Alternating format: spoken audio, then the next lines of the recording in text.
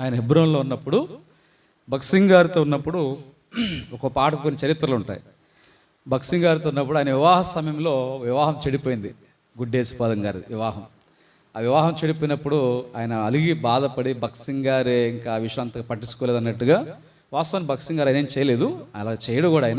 ఆయన ఆత్మీయంగా దైవికంగా ఉంటాడు.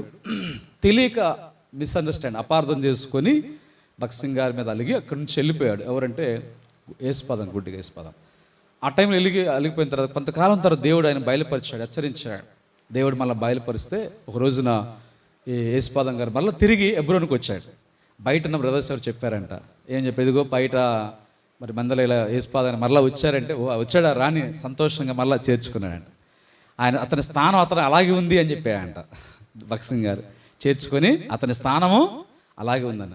ఆ టైంలో ఆయన పశ్చాత్తాపడి యేసుపాదం గారు మార్పు చెంది ఇంక అక్కడి నుంచి దేవుని కొరకు చివరి వరకు చనిపోయే వరకు నమ్మకంగా జీవించాడు.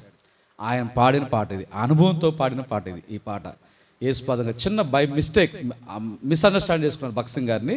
కానీ తర్వాత తిరిగి సమకూర్చబడి ప్రభువు కొరకు అద్భుతంగా ఈ గుడ్డేశపాదం గారిని భక్సింగ్ గారు లైక్ చేసేవాడు, ఎక్కువ వాడుకునేవాడు. కళ్ళు వచ్చి వాయిద్యాలు వాయించే వాళ్ళకంటే ఈయన బాగా హార్మోనియేస్తారు మంచిగా. అలాగే దేవుడు చివరి వరకు నమ్మకంగా జీవించాడు దేవుని కొరకు. ఆయన అనుభవంలో రాసిన పాట ఈ చరిత్ర. 147 కృతజ్ఞతను తల వంచి నాదు జీవం నీకు అర్పించం.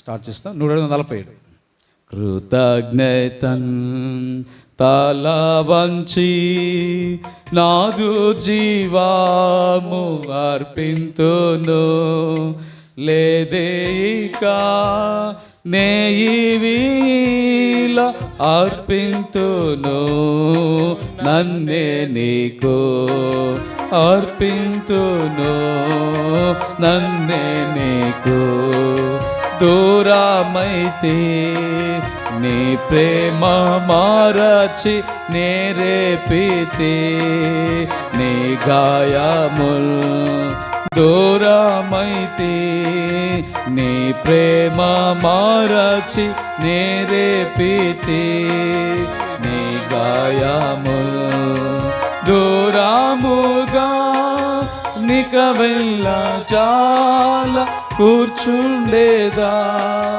నీ చెంతనే, దూరముగా నిక వెళ్ళ జాల కూర్చుండేదా నీ చెంతనే,